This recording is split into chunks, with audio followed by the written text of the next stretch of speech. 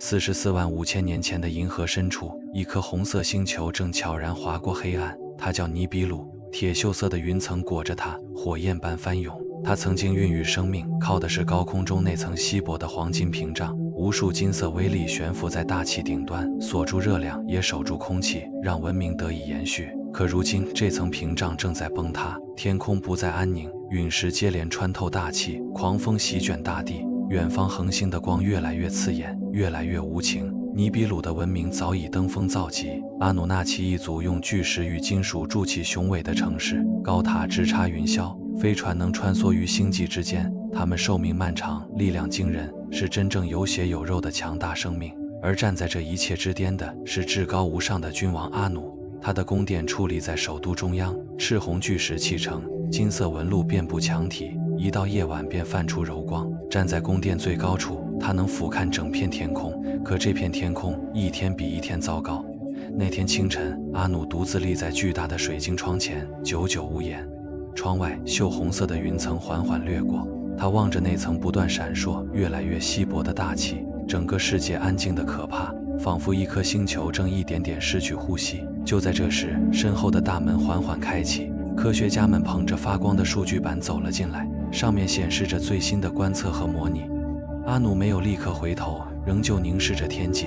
终于，一位年长的科学家上前，努力保持镇定，声音里却压不住沉重。他说：“陛下，我们再次确认，大气崩塌的速度比预估还快，再过几个周期，我们恐怕就活不下去了。”阿努缓缓转身，低沉地问：“直接告诉我，还剩多少时间？”科学家沉默片刻，只吐出3个字：“不多了。”另一位科学家启动了投影，一幅尼比鲁大气模型浮现在众人眼前。原本环绕整颗星球的黄金微粒，如今悉数破碎。年轻的科学家指着模型说：“黄金屏障正在瓦解，微粒严重不足，若不及时补充，空气会被一点点剥离。”阿努注视着投影，沉默良久，才平静地说：“那就把它修好。”年长的科学家又上前一步，双手微微发颤。他说：“陛下，尼比鲁的黄金已经不够了，储备几乎耗尽。若想重建屏障，就必须获取大量黄金，研磨成极细的微粒，再释放回高层大气。”说到这里，他停顿了一下，因为接下来的话将决定整个文明的命运。他说：“还有另一颗星球。”阿努抬起目光问：“那里有丰富的黄金吗？”首席科学家低头恭敬回答：“是的，陛下。探测已经确认，那里蕴藏着巨大的金矿，几乎无人开采。”阿努再次望向自己的世界，赤红的大地，衰败的天空。随后，他把目光移向那颗蔚蓝色的星球，问：“能抵达吗？”首席科学家沉默一瞬，低声答：“有风险，但可以到达。”在阿努看来，这根本算不上艰难的抉择。没有黄金，尼比鲁必亡。他转身面对众人，语气坚定：“我们没有空谈生存的余地，唯有即刻行动。”很快，一场空前的最高会议召开，指挥官、工程师、航海者齐聚王宫大殿，气氛压抑，消息早已传遍全城。阿努缓缓起身，大厅瞬间安静。他沉声道：“我们的世界正在衰亡，守护天空的黄金屏障正在消失。若任由它崩塌，大气终会散尽，我们的子孙将失去赖以呼吸的空气。”短暂沉默后，他继续说：“但另一颗遥远的星球上有我们所需的黄金。”大厅顿时响起低语。阿努抬手，声音立刻止住。他说：“我们将派出远征，开采黄金，研磨成微粒，重建属于尼比鲁的屏障。”说罢，他走下王座，站在众人面前，郑重道：“这不是征服，这是生存。”他放低声音，缓缓补上一句：“什么都不做，尼比鲁终将灭亡。可若我们启程，或许还有活下去的机会。”可实际上，这个决定并非在那场大会上首次提出。在最高议会之前，阿努已先召集过一场小会，出席的只有他最信任的核心顾问，其中有他的长子恩利尔，王位继承人，也是尼比鲁最高军事统帅，还有另一个儿子恩基，以冷静睿智闻名。恩利尔率先开口，语气急促而坚定：“我们没有时间浪费了，每拖一个周期，我们就更虚弱一分。既然那里有黄金，立刻派舰队过去，现在就走。”恩基却给出不同意见，声音依旧平静：“若要前往，就得万全准备。这不是突袭，而是长期任务。我们得先研究那颗星球，安全着陆，建立基地，稳住矿区。若是失败，我们失去的将不只是时间。”阿努认真听完2个儿子的话，可大殿里的多数人并不知道，还有一件事早已发生：阿拉鲁早就离开了尼比鲁。他他曾是这里的国王，却在王位决斗中败给了阿努。失去王座就失去了统治的资格，在尼比鲁，败者不再拥有权力，影响力也会迅速消散。于是阿拉鲁没有留下，他驾着飞船离开故土，独自流放进浩瀚宇宙。起初，这不过是一位失意君王另寻出路的选择，可后来他却改变了整个文明的命运。阿拉鲁独自航行在无边黑暗中，飞船穿过陨石带，掠过冰冷的碎石与残骸。终于，一颗蔚蓝的星球缓缓出现在前方，那就是地球。从太空望去，它生机盎然，洁白的云层覆盖着辽阔海洋，整颗星球散着柔光。阿拉鲁驾船缓缓切入大气，外壳燃起耀眼火焰，最终降落在一片广阔海岸旁。落地那一刻，蒸汽从四周升腾，空气湿润浓厚，脚下的土地饱含水分，也埋藏着丰富的矿物。阿拉鲁走出飞船，头顶是明亮的天空。他弯腰拾起几块岩石，启动探测设备，扫描很快给出结果。这颗星球的地层深处埋着规模庞大的金矿脉，他静静立着，久久无言。他知道这意味着什么，眼前这颗星球很可能就是拯救尼比鲁的希望。回到飞船，他立刻启动远程通讯，一道讯号穿越宇宙，飞向遥远的尼比鲁。很快，王宫收到了这份报告。蓝色星球的立体影像缓缓旋转，浮现在众人眼前。首席科学家上前，将探测数据与旧有观测逐一比对，随后说：“坐标完全吻合，正是我们此前发现的那颗蓝星。扫描显示，那里金矿储量极其丰富。”阿努凝视投影，阿拉鲁的数据与科学家的预测严丝合缝。这时，大殿里再度响起阿拉鲁的声音：“我已抵达目标星球，黄金真实存在，资源足够重建屏障。”讯息结束，大厅陷入沉默。阿努在望向那颗蔚蓝的星球，坚定下令：立即组织远征，由恩基亲自率领。命令很快执行。50名阿努纳奇被选中，包括飞行员、工程师、冶金专家和地面作业人员。大量先进飞船补给完毕，各类设备工具陆续装载。启航大厅里，恩基站在父亲面前，平静地说：“我会确认矿藏，会建好基地。”阿努把手轻轻搭上儿子的肩，凝视他的双眼，郑重道：“你肩上扛着整个尼比鲁的未来。”飞船从尼比鲁起航，穿越漫长而黑暗的航道，直奔地球。长途跋涉后，他们切入蓝星大气，降落在阿拉鲁等待已久的海岸旁。两位领袖终于在海边会面。恩基仔细勘察这片土地，探测证实了此前的发现：地表深处绵延着大范围的金矿脉。确认之后，恩基返回指挥飞船，启动通讯。一道光束直冲天空，把消息传回尼比鲁。他报告，矿藏已确认，储量丰富，脉络广布，这颗星球有我们所需的一切。只要陛下下令，我们即刻开采。王宫之中，阿努收到讯息，却几乎没有犹豫，便否决了恩基的方案。他说：“神生来是为了统治，是为了思考，而不是在别的星球的尘土里劳作。你们不能亲自去挖矿。”恩基望着父亲，问：“那由谁来做这件事？”阿努沉声答：“我会派伊吉基前往，由他们开采黄金。伊吉基同属阿努纳奇一族，血脉相同，同样出自尼比鲁。可他们并非统治者，无缘登上王座，只能执行王族的一切命令。”当阿努决定让地球承载希望，这道命令便落到了他们头上。昏暗天空下的巨大广场上，伊吉基整齐列队，尼比鲁暗红的光洒在他们的铠甲和面庞上。他们能清楚感到大气越来越稀薄，每一次呼吸都比从前更沉。阿努的声音回荡在广场，那颗遥远的蓝星埋着我们急需的黄金，你们将前往那里，把它带回尼比鲁。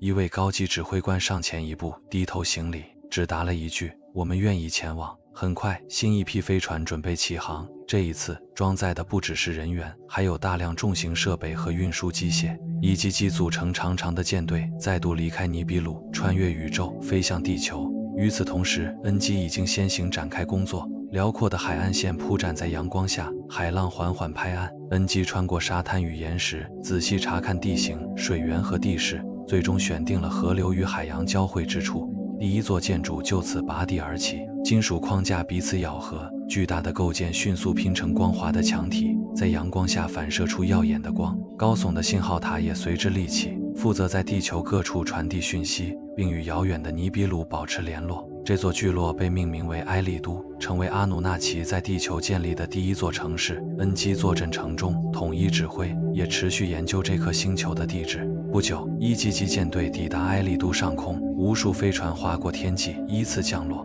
他们第一次真正踏上这颗陌生的蓝星。这里的天空比尼比鲁更辽阔，也更明亮。恩基没有举行任何仪式，直接下令：真正丰饶的金矿在遥远的南方，你们将在那里建立矿区。埃利都作为整个行动的指挥中心。随后，运输飞船载着伊吉吉穿越海洋与陆地，越往南去，景象越变，土壤更加深沉，空气愈发闷热潮湿。远方一片连绵群山缓缓浮现，而山脚之下正埋着丰富的金脉。阿努纳奇把这里称作阿普苏。很快，第一批矿井的位置定了下来，一台台大型设备开始组装，巨大的钻探塔牢牢扎进地面，细长的金属钻头不断向下延伸，探入大地深处。高能切割光束精准劈开坚硬的岩层，运输系统把破碎的矿石远远送往地表，在那里，黄金被分离提炼。就这样，地球上的黄金开采正式开始了。矿井深处，空气越来越沉，细密的粉尘塞满整条矿道，岩石被切割粉碎，再运往地面。灰尘附上皮肤和铠甲，也一点点钻进每个人的肺里。地底的高温从四面八方压来，防护服虽能过滤空气，却挡不住身体的疲惫。提炼出的黄金不断运回埃利都，装上飞船，送往遥远的尼比鲁。在那里，第一批黄金被磨成极细的粉末，释放进高空。随着黄金一批批加入，大气中的屏障开始缓缓恢复。然而，尼比鲁迎来了希望。地球上的伊吉吉却没有等到轻松，他们轮班穿梭在黑暗、高温与粉尘之间，沉重而无尽的劳动压在每个人身上。远在尼比鲁王宫，阿努不断查看来自地球的报告，数字令他满意，屏障正在恢复，整个世界似乎终于重现生机。就在这时，阿努又做了一个决定，他派长子恩利尔前往地球。恩利尔抵达埃利都，立刻接管全局。他细看阿布苏矿区的全息投影，翻阅一批批黄金运输的数据，随后平静地说：整个计划必须长期稳定运转，尼比鲁的未来就系于这些黄金。之后，他亲赴南方的阿普苏矿区巡视。他穿过一条条矿道，经过高耸的钻塔和不停运转的设备，炙热从地底深处涌出，粉尘在空气里到处飘荡。他也亲眼看见了伊吉吉脸上的疲惫。巡视结束，恩利尔回到埃利都，从此直接掌管整个矿区。新的排班更紧，产量被进一步抬高。每天，埃利都的中央指挥大厅都会收到来自阿普苏的数据。每一批黄金送回尼比鲁，屏障就更稳一分。对许多人来说，这似乎已经足够。可在恩利尔眼里，这一切不过是开始。一天傍晚，他独自站在大厅，望着悬浮空中的尼比鲁投影。那层屏障依旧薄弱，虽在恢复，却远谈不上安全。他忘不了曾经的一切，忘不了陨石撕裂天空，忘不了整个世界陷入恐慌。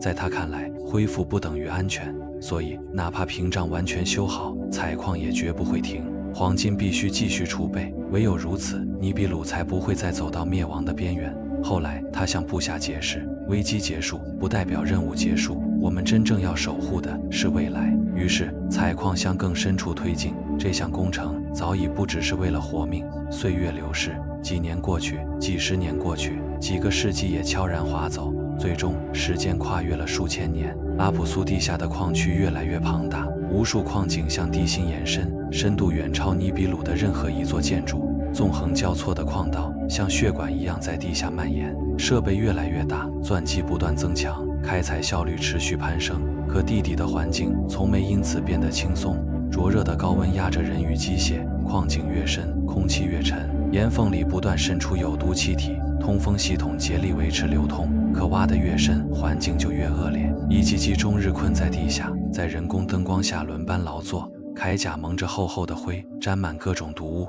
随着时间推移，疲惫明明白白地写进了每一个动作。黄金依旧源源不断运往地面，可工人的动作却随着一个又一个周期越来越慢。尼比鲁的屏障在渐渐恢复，地球上的负担却越来越沉。起初，伊吉吉始终相信这一切只是暂时的，他们以为只要屏障修好，这样的日子就会结束。他们以为总有一天矿山会停，可现实恰恰相反，开采从未停止，命令从未改变。唯一变的是不断攀高的产量目标，工期一次次被压缩，采矿却从不歇脚。阿普苏深处，一群伊吉基趁短暂的休息，聚在一处通风井旁，四周仍回荡着机械低沉的轰鸣。一位年长的工人靠在岩壁上，低声说：“屏障已经恢复了，最新的报告我们都看过，为什么还要挖？另一名工人擦去护目镜上的灰，苦笑着答：因为他们想囤更多黄金。第三个人抬头望向遥不可及的地面，沉默片刻，缓缓道：我们来这里是为了拯救尼比鲁，可现在我们却在为他们的安全感挖矿，他们再也没有机会回到尼比鲁，没有轮换，没有长假，更没有重返故乡天空的那一天。伊吉吉只能年复一年地留在地下，即便寿命漫长，他们也渐渐觉得自己早已被遗忘。